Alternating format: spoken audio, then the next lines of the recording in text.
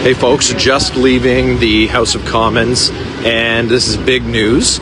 We had an Opposition Day motion last week that was on notice in my name along and seconded by my colleague Kelly McCauley. You'll know him from the Mighty Ogo, where Kelly's the chair.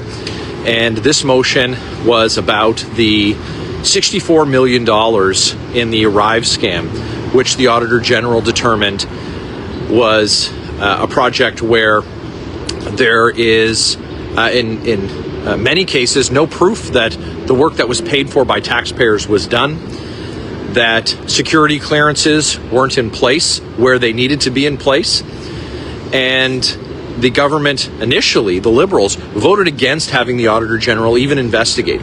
So we put this motion on notice last week, and we used it as our Opposition Day. And there's a lot of things we could use for an Opposition Day motion, but here is a case where it's tens of millions of taxpayer dollars in a time when Canadians are struggling to get by, and we have the Liberals with Prime Minister Carney saying it's a new government, he's a new Prime Minister, it's going to be new days and new ways. So we said, you know what, let's give them a chance to do the right thing. So this motion was giving the government 100 days to get taxpayers their money back. Yes! That's awesome! And to not have a 7-year ban for just the company name that was involved in this case where all of the procurement rules were thrown to the side, where Canadians were taken for a ride. It cost tens of millions of dollars. It's a $64 million app. It did nothing to keep people safe. And get us our money back. Get us the tens of millions back, and a lifetime ban for the company, but also for its principles, for its founders. You'll remember we had Christian Firth come to the bar of the House of Commons, and his partner Darren Anthony. We had them both come to committee, and we didn't get a lot of answers, but the Auditor General did get answers for us. So this motion just came before the House. And Conservatives, of course, we voted for our motion. And then the Bloc Québécois voted for the motion. And guess what?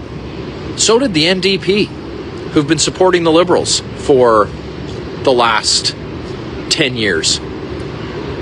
But Mark Carney's so-called new Liberal government, they voted against getting taxpayers their money back. But it doesn't matter, because Mark Carney doesn't have a majority.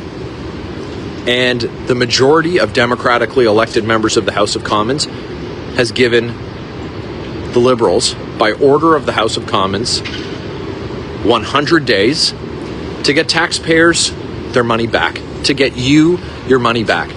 And this isn't just about the $64 million. This is about all the grift and waste and corruption and scandal that we've seen over the last 10 years.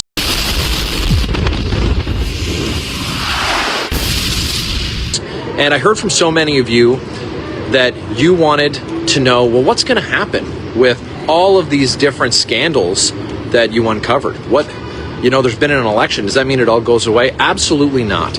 We're going to have accountability, and we're going to make sure that any grifters, anyone who engaged in corrupt practices, we are going to expose them. We're going to refer files to the police, and we're going to make sure that they're not allowed to get their hands on any more taxpayer money. Shut up.